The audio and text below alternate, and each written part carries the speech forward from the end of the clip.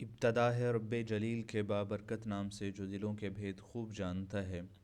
अस्सलामु अलैकुम अज़ीज़ तुलबा and viewers, कैसे हैं आप लोग। आज एक मरतबा फिर हम केमिकल बॉन्डिंग के हवाले से अपना सेकंड लेक्चर लेकर आए हैं। लास्ट लेक्चर में हमने एटॉमिक साइज़ेस के बारे में डिस्कस किया था। उन्हीं एटॉमिक साइज़ेस से रिलेटेड आज हम आयनिक रेडियाई और कोवैलेंट रेडियाई को डिस्कस करेंगे।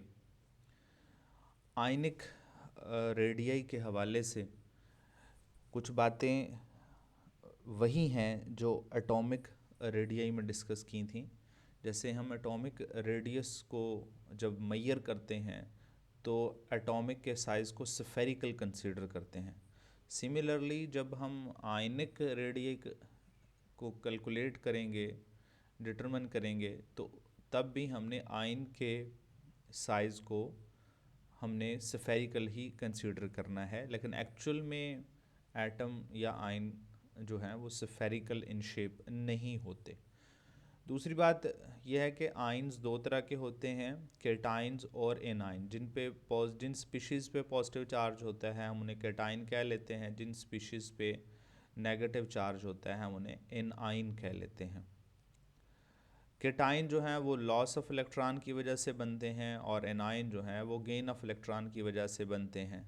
कैटाइन का साइज़ हमेशा स्मॉलर होता है अपने पेरेंट एटम के रेडियस से, और एनाइन का साइज़ लार्जर होता है अपने पेरेंट एटॉमिक रेडियस के हवाले से।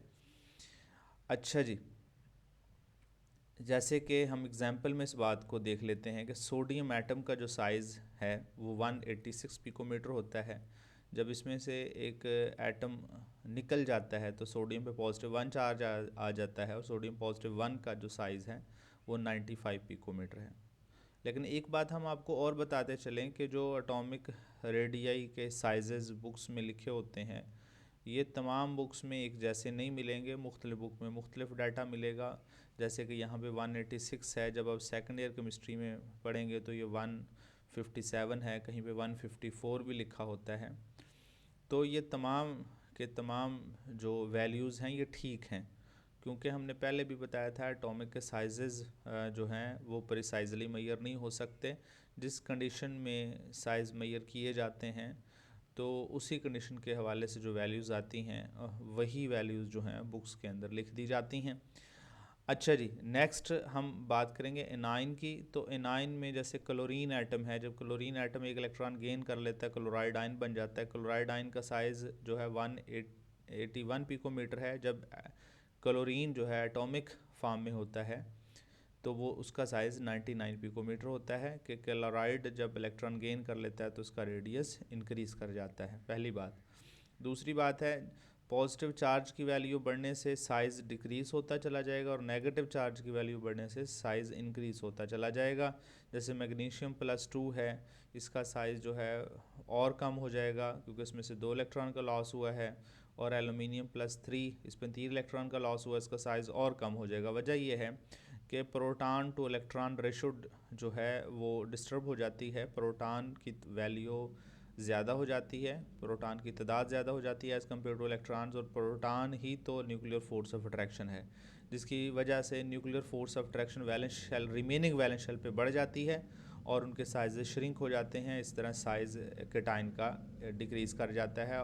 और एनाइन के अंदर क्या होता है कि इलेक्ट्रॉन इंक्रीज़ होने की वजह से न्यूक्लियर फोर्स ऑफ अट्रैक्शन कमज़ोर हो जाती है, जिसकी वजह से शेल जो हैं वो थोड़े से न्यूक्लियस से दूर चले जाते हैं और एनाइन का साइज़ ज़्यादा हो जाता है। अच्छा जी, अब हम देखें एटॉमिक रेडियस और आयनिक रेडियस को कंपेयर करवाएं। जैसे सोडियम का यहाँ पे 154 पिकोमीटर है, हमने पहले पढ़ा है 186 पिकोमीटर भी है, 157 पिकोमीटर भी है। लेकिन जब इसमें से इलेक्ट्रॉन निकल जाता है तो जैसे हमने पहले 195 पिकोमीटर है, यहाँ पे इसका 116 पिकोमीटर भी लिखा हुआ है, लेकिन तमाम वैल्यूज़ ठीक हैं। फ्लोरीन है न्यूट्रल फॉर्म में 71 पिकोमीटर है। जब ये फ्लोराइड आयन बन जाता है, इलेक्ट्रॉन गेन कर लेता है तो 119 पिकोमीटर। इस तरह क्लोरीन के हवाले से भी वही बात है हमारे पास। कि न्यूट्रल फॉर्म में इसकी वैल्यू कम है और जब ये नेगेटिव आयन बन जाता है तो इसका साइज़ इंक्रीज़ कर जाता है। अब अगली बात यह कि आयनिक रेडियस मेजर कैसे करते हैं। आयनिक रेडियस मेजर करने के लिए हम एक्सरे डायफ्रैक्शन टेक्निक या स्पेक्ट्रोस्कोपिक टेक्निक इस्तेमाल करते हैं, लेकिन आयनिक कंपाउंड के लिए मोस्टली हम एक्सरेज टेक्निक इस्तेमाल कर रहे होते हैं। हम केटाइन के न्यूक्लियस से एनाइन के न्यूक्लियस का दरमियानी फासला या इसके सेंटर में डिस्टेंस मेजर कर लेते हैं, जिसे कहते हैं इंटर आयनिक डिस्टेंस। इसको कैपिटल लेटर आर से रिप्रेजेंट कर लेते हैं। इसके बाद जब टोटल डिस्टेंस मेजर हो जाता है और ये टोटल डिस्टेंस जो है वो इक्वल टू होता है एनाइन के रेडियस के और केटाइन के रेडियस के, ठीक है जी। Interionic distance are in the crystal lattice में डेफिनेटली मेजर किया जा सकता है। आयनिक कंपाउंड के क्रिस्टल लैटिस होते हैं, तो ये जो आर इंटरआयनिक डिस्टेंस होता है ये radius of cation plus radius of anion के दोनों का इक्वल होता है। लेकिन हमें पता है कि हमने जब एनाइन का और केटाइन का रेडियस निकालना है तो उस पूरे डिस्टेंस को हाफ तो नहीं कर सकते हम, तो इसका मतलब ये है कि टोटल डिस्टेंस के साथ हमें इन दोनों में से केटाइन और एनाइन में से किसी एक की वैल्यू पता होनी चाहिए, तो हम दूसरे की वैल्यू निकाल सकते हैं। जैसे पॉलिंग ने पोटाशियम क्लोराइड का डिस्टेंस मेजर किया था।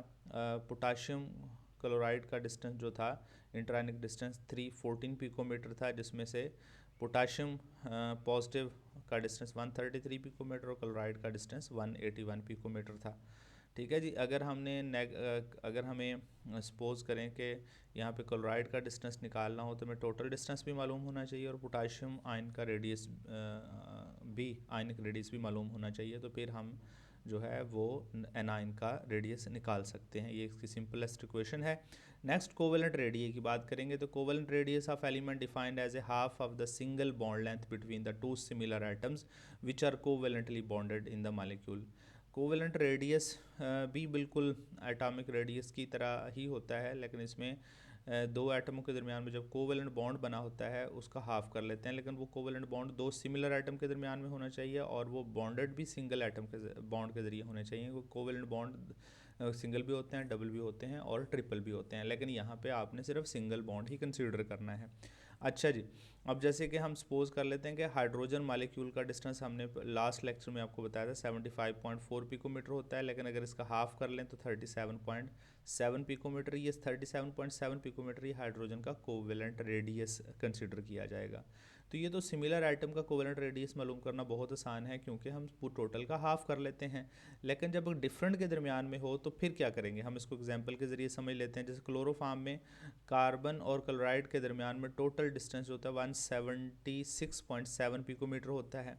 अगर हमें सपोज करें कार्बन एटम का कोवेलेंट रेडियस निकालना हो तो हमें इसमें से क्लोराइड का फिर रेडियस एटॉमिक साइज़ मालूम होना चाहिए, ठीक है। वो 99.4 पिको हम न्यूट्रल वाला लेते हैं, ठीक है जी, क्योंकि इसमें शेयरिंग होती है, इसमें कोई केटाइन और एनाइन नहीं होता है, इसमें पार्शियल चार्जेस तो हो सकते हैं।